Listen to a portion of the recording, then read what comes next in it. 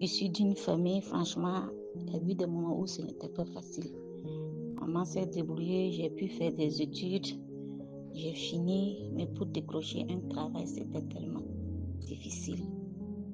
Tellement difficile, alors que la fonction publique, là, limite, c'est 37 ans. Donc, au seuil des 37 ans, franchement, je suis là, dans notre société, une fille de 37 ans, sans boulot, sans mari, pas quelqu'un. C'était dans l'entourage, franchement, c'était difficile. Et si c'est comme ça, souvent, il y a des moments aussi, la maman frustrée, elle fait sortir des paroles souvent qui encore vous découragent plus. Donc, dans ces conditions, il y avait une maman qui était à la cathédrale au niveau de Bethléem, qui faisait des prières mercredi midi.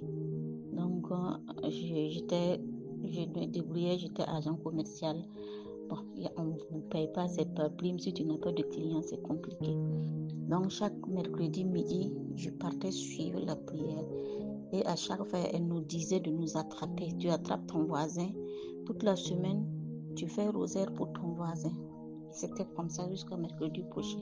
Et souvent, on finit, je reste à la grotte. Je prie.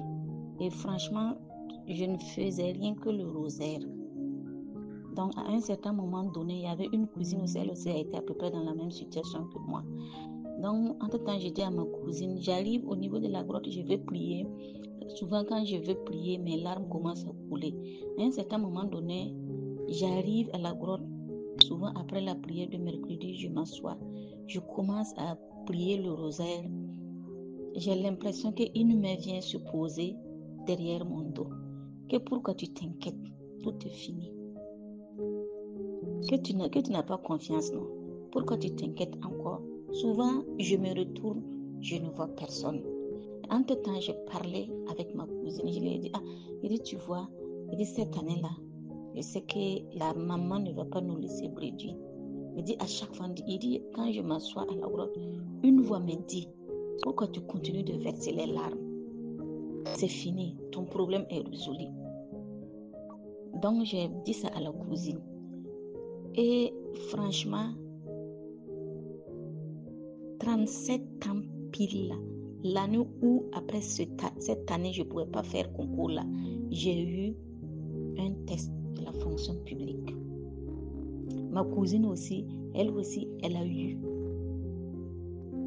Donc franchement, ceux qui hésitent encore, qui ont leur fardeau, qui ne savent pas où rentrer, confiez ça à la Sainte Vierge.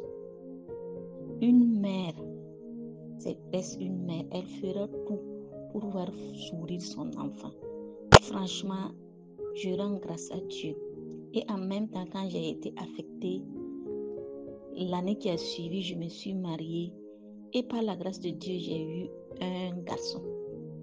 Depuis, je cherche, je n'ai pas encore eu, mais je sais qu'avec la Vierge Marie, elle va me faire cette grâce. J'aurai un enfant ajouté et ça fera 2.